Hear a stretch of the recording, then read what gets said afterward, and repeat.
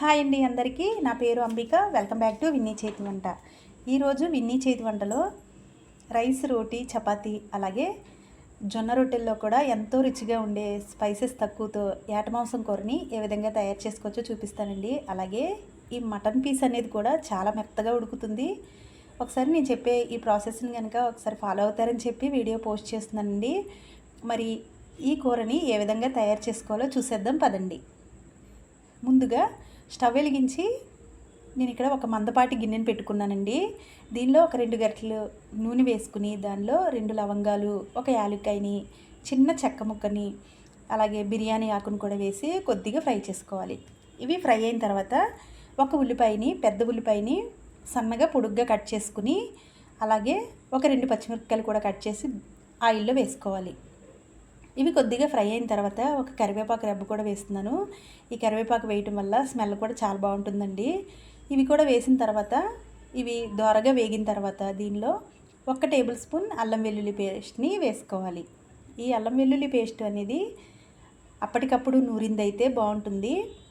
అలాగే ఇది వేగడానికి కూడా ఒక 2-3 నిమిషాలు పడుతుందండి. పచ్చివాసన పోయేదాకా వేయించుకోవాలి కాబట్టి ఒక 3 నిమిషాలు తప్పనిసరిగా పడుతుంది. ఇలా ఇవన్నీ వేగిన తర్వాత నేను ఒక అరకిలో మటన్ని తీసుకున్నాను. ఇదైతే శుభ్రంగా కడిగేసుకుని దీనిలో వేసేసుకోవాలి.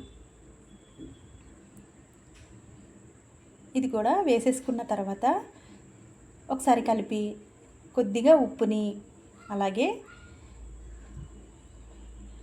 ఒక 1/2 టేబుల్ స్పూన్ వరకు పసుపును కూడా వేసుకోవాలి. ఇవి వేయటం వల్ల మటన్లో ఉన్న నీళ్ళన్నీ బయటకు వచ్చేస్తాయండి. ఇలా వేసుకుని ఒకసారి మొత్తం అంతా కలుపుకుని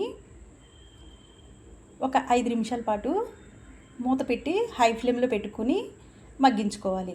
ఇలా హై ఫ్లేమ్లో పెట్టడం వల్ల వాటర్ అనేవి పైకి వచ్చేస్తాయి. ఇలా 5 నిమిషాలు ఇవి ఉడికిన తర్వాత ఇప్పుడు మూత తీసి చూస్తే ఈ విధంగా ఉంటుంది. వాటర్ అన్నీ బయటకు వచ్చేసినాయి కదండి. తర్వాత దీనిలో ఒక టమాటాని చిన్న ముక్కలుగా కట్ చేసుకుని యాడ్ చేసుకోవాలి. ఈ టమాటాలు వేసినాక అస్సలు కదపకూడదండి. అలాగే మూత పెట్టేసి ఒక 5-8 నిమిషాల పాటు మగ్గించుకోవాలి.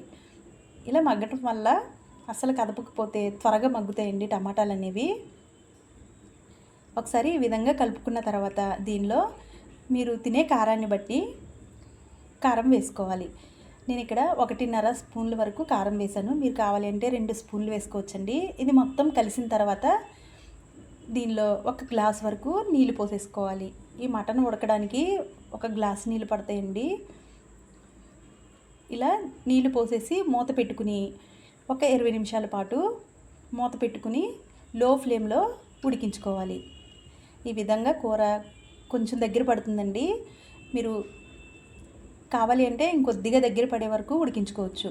తర్వాత దీనిలో గరం మసాలా పొడిని 1 టీ స్పూన్ యాడ్ చేసుకుని స్టవ్ ఆఫ్ చేసేసుకోవాలి. స్టవ్ ఆఫ్ చేసిన తర్వాత కొద్దిసేపు అయిన తర్వాత సర్వ్ చేసుకుంటే కూర అయితే రెడీ అయిపోయినట్లేనండి. అంతేనండి. కూర ఇదే విధంగా తయారు చేసుకుని మీకు ఎలా వచ్చిందో కింద కామెంట్ సెక్షన్లో కామెంట్ చేయండి. వీడియో నచ్చితే లైక్ చేసి మీ ఫ్రెండ్స్కి, రిలేటివ్స్కి షేర్ చేయండి. Thank you for watching.